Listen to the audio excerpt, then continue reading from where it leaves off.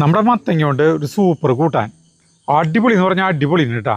അപ്പോൾ ഒരു 1/2 കിലോനേക്കാളും കൂടുതൽ മത്തങ്ങ നമുക്ക് എടുക്കാം, ഇങ്ങനെ കഷ്ണങ്ങളാക്കി എടുക്കുക. മത്തങ്ങ തൊലിയടക്കം വേണം കേട്ടോ. അത് ഇനി നമുക്ക് ഒന്ന് നന്നായി കഴുകിയെടുക്കുക.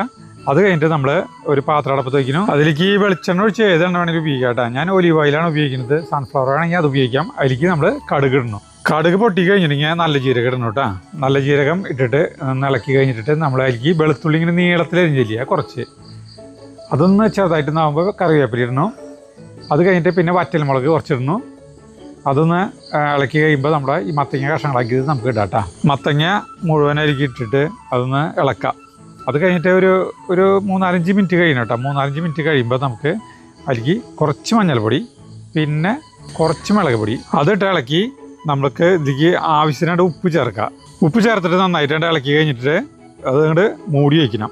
പിന്നെ ഇടയ്ക്കിടയ്ക്ക് തുറന്നിട്ട് നമ്മൾ ഇളക്കണം കേട്ടോ. മത്തങ്ങ ഉടയാൻ പാടില്ല. അതിപ്പോൾ ഏകദേശം ഒരു 10-12 മിനിറ്റ് കഴിഞ്ഞിട്ടുണ്ടെങ്കിൽ മത്തങ്ങ കറക്റ്റായിട്ട് വേവാം കേട്ടോ. ഇനി നമുക്ക് അധികം പുളിയില്ലാത്ത നല്ല കട്ട തൈര്, അത് ഒരു കപ്പിനേക്കാളും അധികം എടുക്കാം. അത് ഇരിക്കാണ്ട് ചേർക്കാം.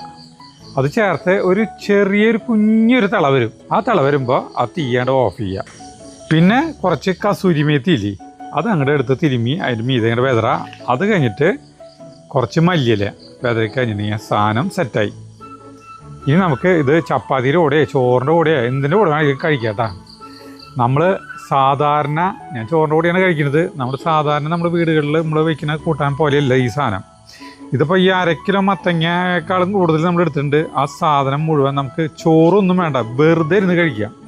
എന്നാൽ വയറിന് നമുക്ക് യാതൊരു കുഴപ്പം പറ്റില്ല. പിന്നെ നമ്മൾ ഈ കൂട്ടാൻ്റെ പേര് പറഞ്ഞില്ല കേട്ടോ, ഗുണ്ടാഗഡി എന്നാണ് പറയണത്. ഛത്തീസ്ഗഡിലത്തെ സാധനമാണ് കേട്ടോ. അപ്പോൾ എല്ലാവരും വെച്ച് നോക്കാം കേട്ടോ.